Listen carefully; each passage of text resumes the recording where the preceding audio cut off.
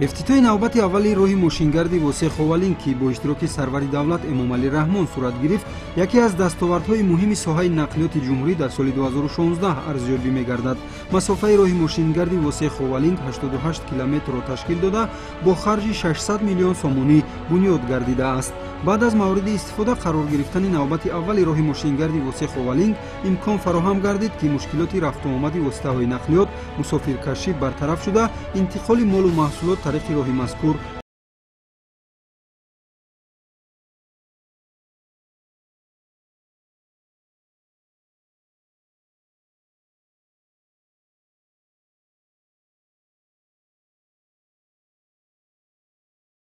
سپاس و میناداری کرده بنیادی نوبت اولی راه ماشینگردی واسه خوالینگ را از هدفهای بابرار و سازنده پیشوای ملت محترم امامعلی رحمان در سمت از بنبست کمیونیکاسیونی برآوردن شهر و ناحیه‌های مملکت ارزیابی نمودند.